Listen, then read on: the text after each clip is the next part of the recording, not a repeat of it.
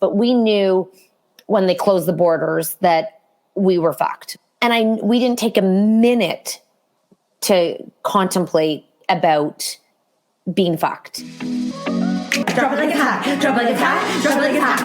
Natalie, what do I do? I hope it's giddy.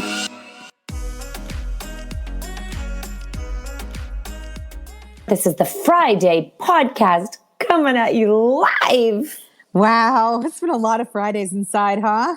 It's been a lot of Fridays, Nitley. A lot of freaking Fridays. And my computer sounds like it's working really hard. I don't know if you can hear it. Can you hear it? Not at all.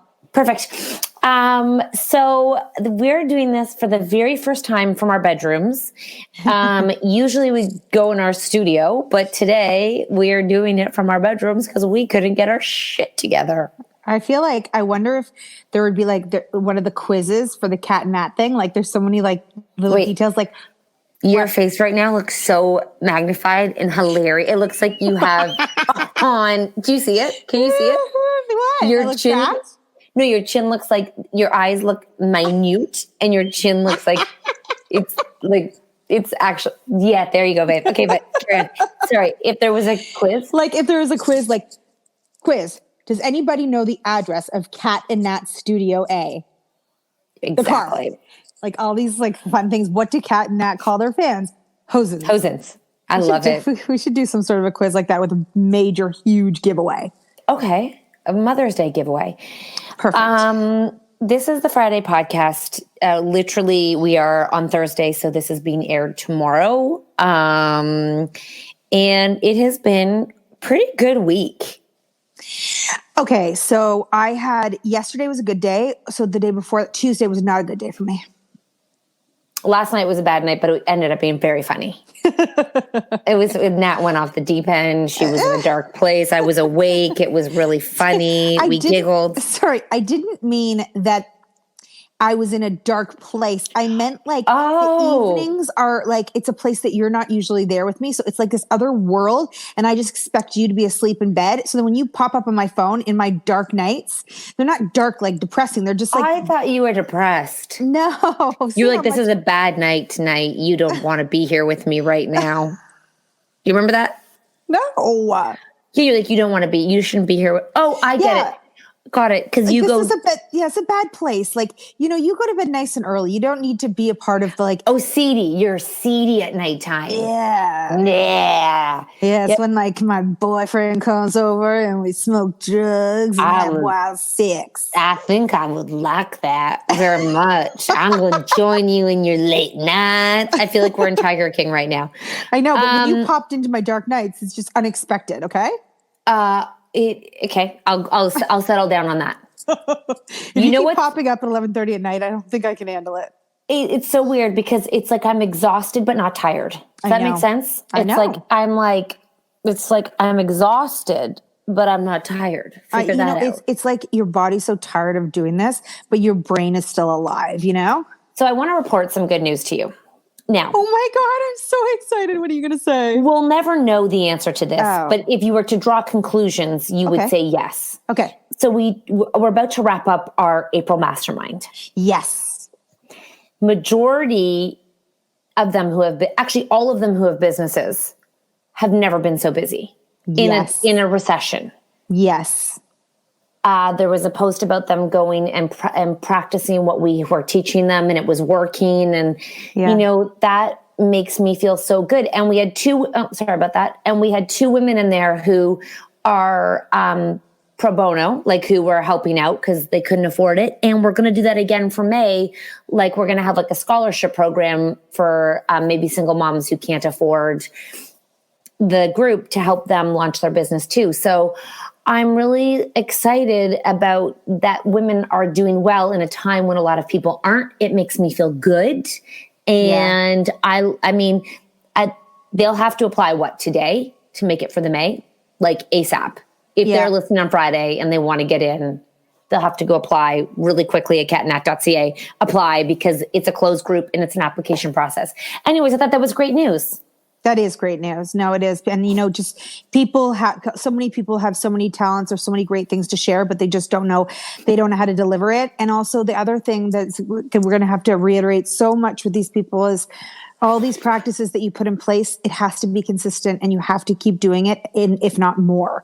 And sometimes people are like, oh my gosh, it's been so crazy. It's been so busy. And they think, how can I keep this up? Yeah, gotta. Yeah, you have to, and you have to make sure that you utilize what you learned, because it's super easy. It's super easy to think about it and then really hard to implement it. And that's why I think a group is so important. It's like having people keep you accountable. It's an accountability group, Yeah, and and those people that have all met each other can help each other when they already are. I know, but forever. Yeah. Hey, when you get a notification, are you on LinkedIn? No, I am, but I don't use it. Why? No, I get a notification 19 people just checked out my LinkedIn. That's true, right? And why are skin rash may be a new rare symptom of coronavirus. Just posted in the Cat and Nat chat group. And if you don't know what we're talking about right now, and it is literally on her, on her neck. Okay, but let me ask you something. Corona does not last over a month. My rash has been here over a month. It may. Well, who am I to say no? So I've just been waltzing around here with the coronavirus for 2 months. Please. Oh, so now it's been 2 months? Well, I mean, when I really had the corona when we were in London to now, how long's that been? Maybe it's an after effect. Oh, come on. And here's another thing. A family friend of ours had to go to the hospital because she was having terrible stomach pains and they thought it was appendicitis. Then somebody else we know is in the hospital because they thought they appendicitis. Then someone said we had a friend who thought they had appendicitis and they had corona. I mean, so now it's everything.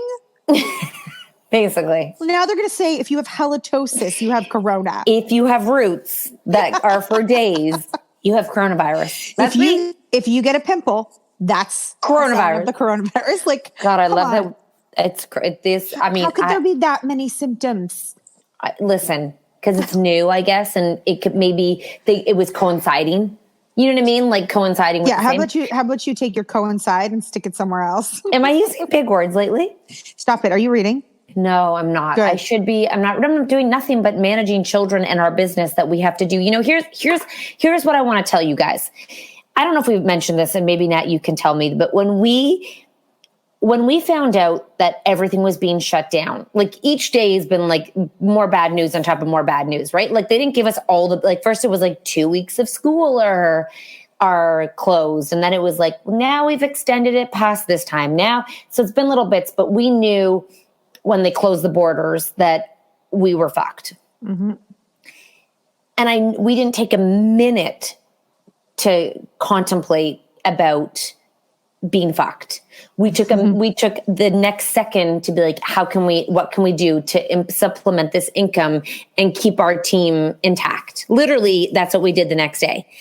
Then we're having this phone conversation yesterday where it's this is everyone's time right now to take a minute and to get ready for when it opens back up again. And what are you going to do when it opens back up again? And not get your hair done, but business wise, what did you miss in terms of your company? Because, personally, we all miss dinners and all that shit. But you and I have found what we missed so much about our company and what makes it worth it for us to keep doing this, which is the people in our community, which is so weird because at the end of tour, we were getting exhausted of tour.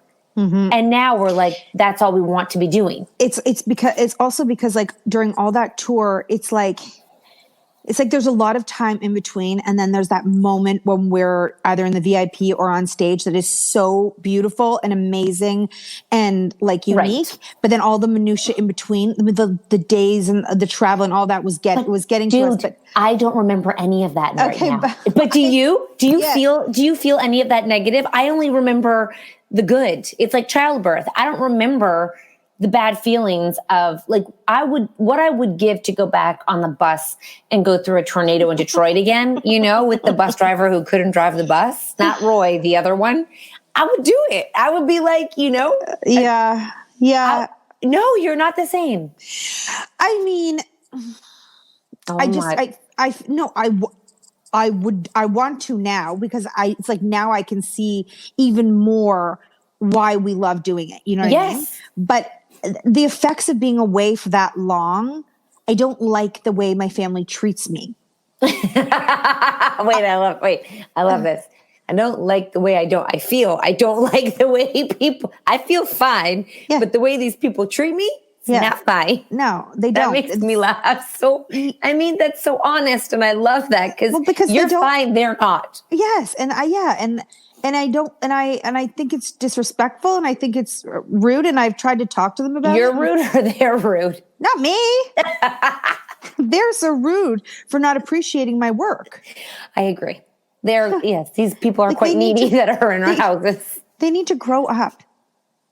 Right. They need to grow up and realize that what I'm doing really is not only good for the community, but also good for our family. I do have to tell you something that I've learned massively from COVID. There's no satiating them. Yep. There's no amount of time that is enough for them. No. There's no amount of like one-on-one time that is enough for them. It's like there is, unless they crawl back in your womb. Yes. There's never enough. Like and Kat, like we do late night live on Thursdays. They ask me every day, is tonight the night that you're going to go do that? And that's not fair. And you see mine cry when I can't put them to bed. Cry. We're talking 8-year-olds. So that one thing I have let go is that feeling of being away is a deficit because we feel like we're not feeling something. Mm-hmm. It's the same deficit right now of us going out on a Thursday night when we're home all day, 24 hours a day. It's really crazy when you really think about it, that there really is no amount of time that's enough for them. Nothing. Are our kids too needy? Like, are other kids so obsessed with their parents? Honestly, I think that it's something. Okay, number one, I think it's our issue, not theirs. I think it's how we feel and how we handle the feelings. Because if our kids had to go to daycare every single day because we are workers who like frontline workers, like my niece who went to daycare from like 6 months old or 7 or whatever, really young. She is not like this. It's I think you're right. It's that we were home with them. They're so used to us always being there that like moms that go to an office and go away as much as dad does. I think they're treated a little bit more equally by the children in the sense that my husband goes to work every day and they don't cry. They don't ask when you're going to be home. They don't ask. No, because he's always left. But yes. And so if the mom has always left, they expect her to not be there. We created this. Yes, we did. And we continue to create it because we feel bad. Like it's actually our issue because we feel badly about doing it. And like in the grand scheme of things, the travel was a lot on the family, but on the grand scheme of things, it was 5 days of a month of work. I just want to clarify. I don't feel bad. I don't like the way they treat me. I die. I know. No, I die. Okay. I'm just saying. I have like going out. I wonder if we flipped the script and we were like, "This is what I do. Yeah, I'm going. Yeah, suck it up, Buttercup." You know what? We've got a few weeks, potentially months. I'm going to start laying the groundwork. Yeah, I will be going. Yes. So when I tell you I'm going, don't be surprised. Be happy for me and say, "I love you, Mom. I'll see you when you get back." Yes, I think it's up to us to be like, we're going and we'll talk to you. Like you realize there's no amount of time that makes you happy. So what's the point of any time? What's the point of all this time?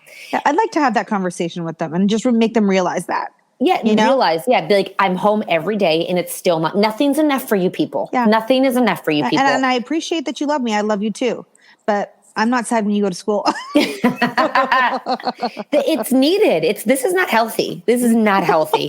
This is codependent in my opinion. You know? Yes. You mean they should have been COVID quarantined without us. Well, it's just really quite insane. Anyways, I really have come to the realization that I thrive off of our community. I thrive off of doing, going, being. I don't thrive at a home environment. I'm not a homebody, apparently. I thought I was. Ooh, that is juicy. If you guys want to listen to this full Mom Truth podcast episode, head over to iTunes and Spotify. It's going to be good.